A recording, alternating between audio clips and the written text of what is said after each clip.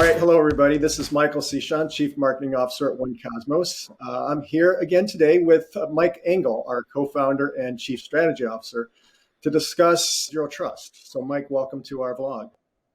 Thanks, Michael. It's great to be here. So, I got to tell you, I read recently, I think it was a tweet from an IT person that said, the next vendor that mentions Zero Trust, I'm going to stab them.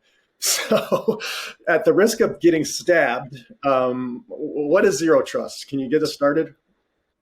Yeah, it's actually been around for a long time. I think I read that the concept was first coined in 1994 by some professor in some doctoral thesis or something.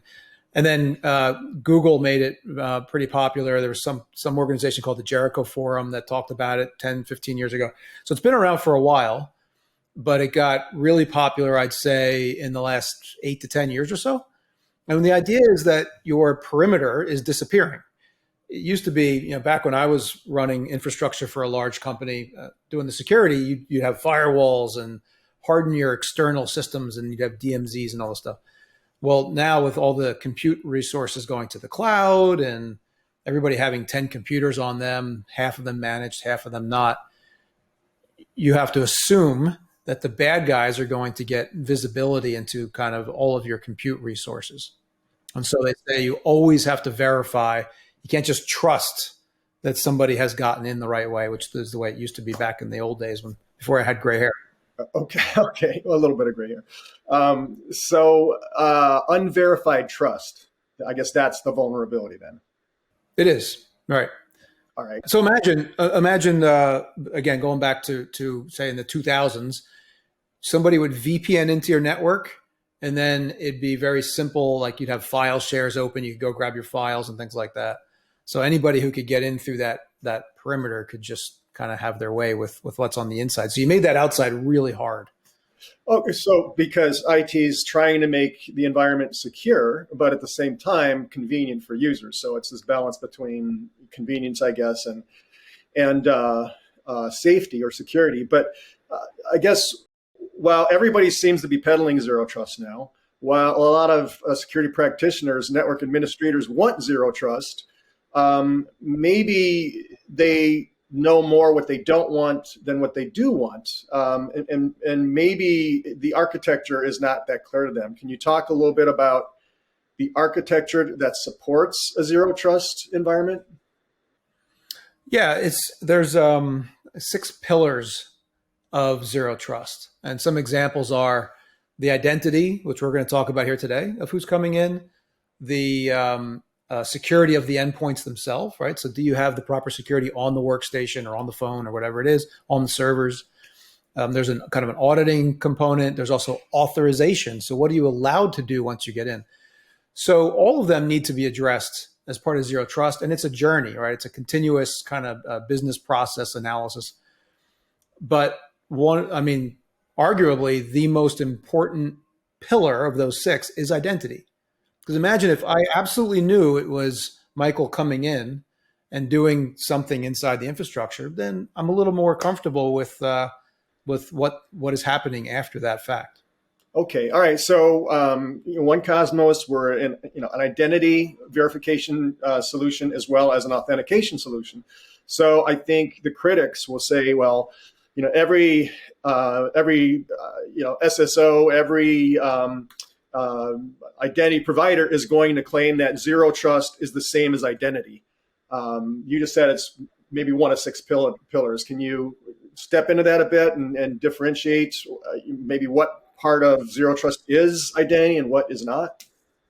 Yeah, exactly. So we all know that usernames and passwords are not identity, because anybody can, once they have if they have your username and password, they can get in and they can get access to whatever it is you had.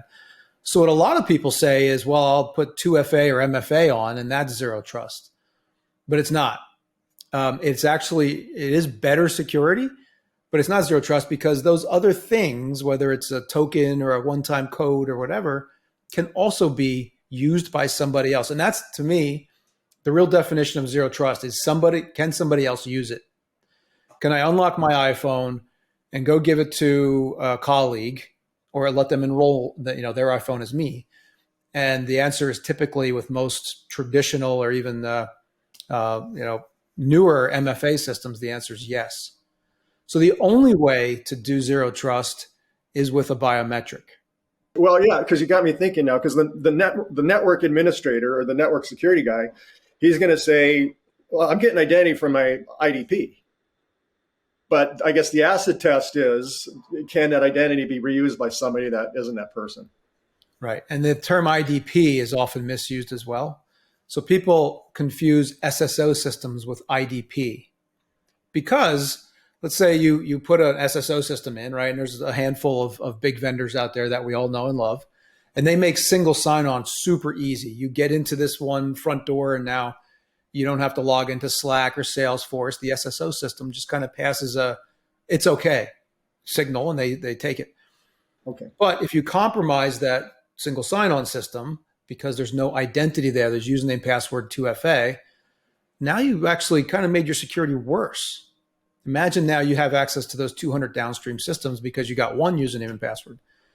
If that SSO system said, who is this? I really need to know, and you could prove it, now you've got a match made in heaven. Now you have identity coming into the SSO and can be used over and over again. Okay. All right. So you've kind of hinted at this in a couple ways. The question is, what then is identity? You mentioned biometrics. You just mentioned proofing, I think. So can you bring it all together and describe, when you talk about identity as a critical pillar supporting zero trust, what is identity then? Yeah, identity is a credential matched to a biometric. And the word biometric is also a little subjective because the biometrics that are on our phones and laptops are not linked back to a real world identity. It is somebody's finger or face on the scanner.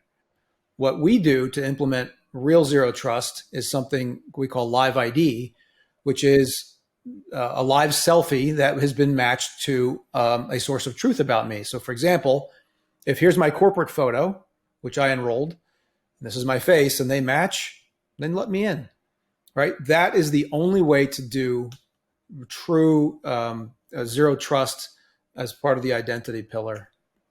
All right. So if you will, just drill down for that on me. Device biometrics, real biometrics, they're not one and the same? That's right. So Apple and Google have done yeoman's work, and they've made everybody using biometrics on their device ubiquitous, right? Billions of times a day.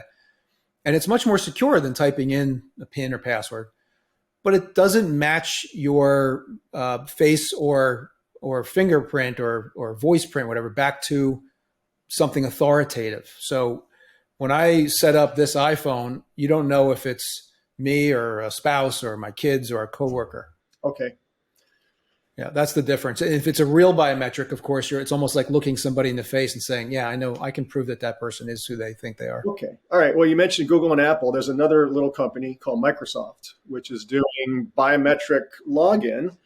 What about that? I mean, obviously environments are a little bit more complex than Microsoft, but so how does zero trust work in a highly complicated or complex environment?